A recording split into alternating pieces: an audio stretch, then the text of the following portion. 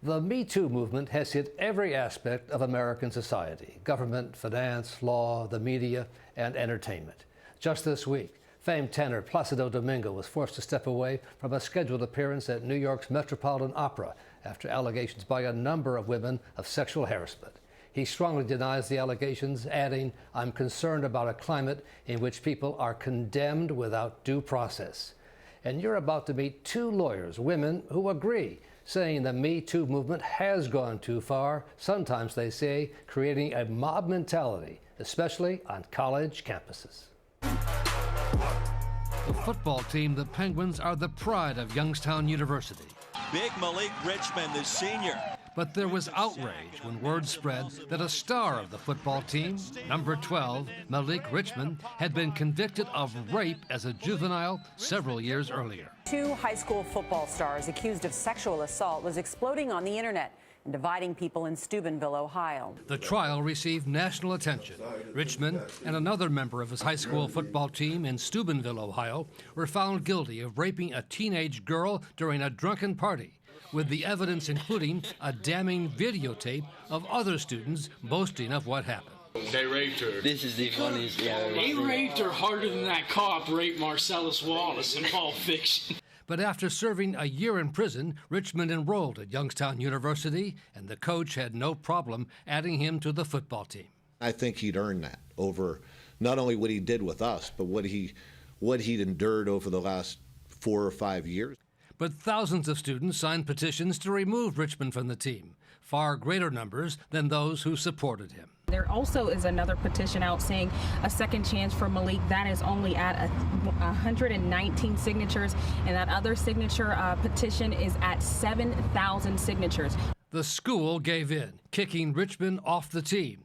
So he fought back, hiring two lawyers from Cleveland to go to court and defend him from what they called a mob mentality. I think that was a case that really highlighted the danger and the challenges attendant to mob mentality. Kristina Supler and Susan Stone have taken on what is for many a very unpopular set of clients.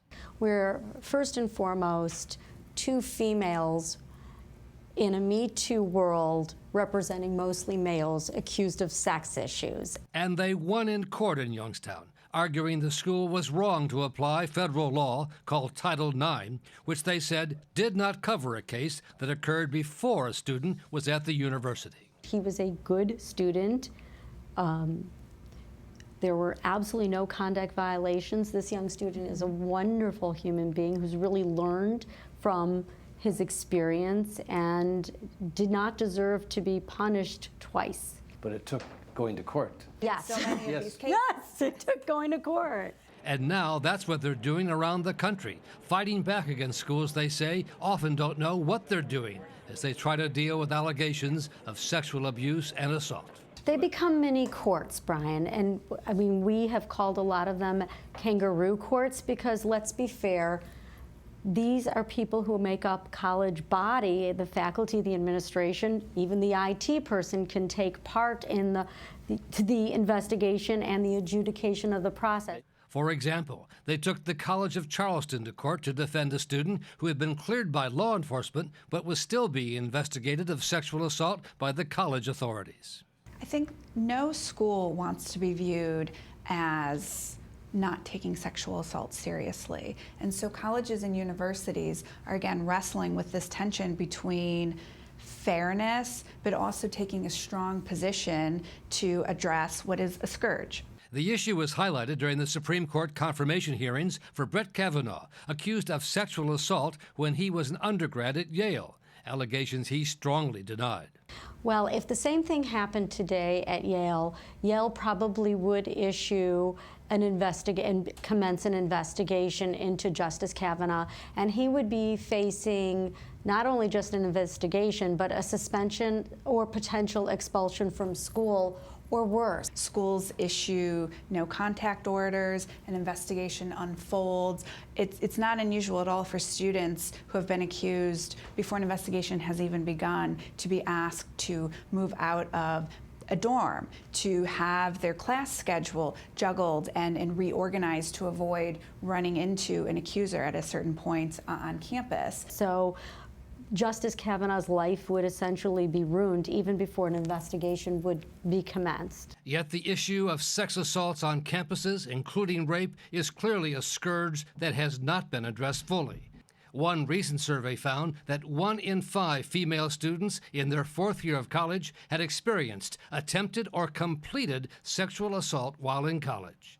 And while 65% of surveyed rape victims reported what happened to their friends or family, less than 10% reported it to police or school officials.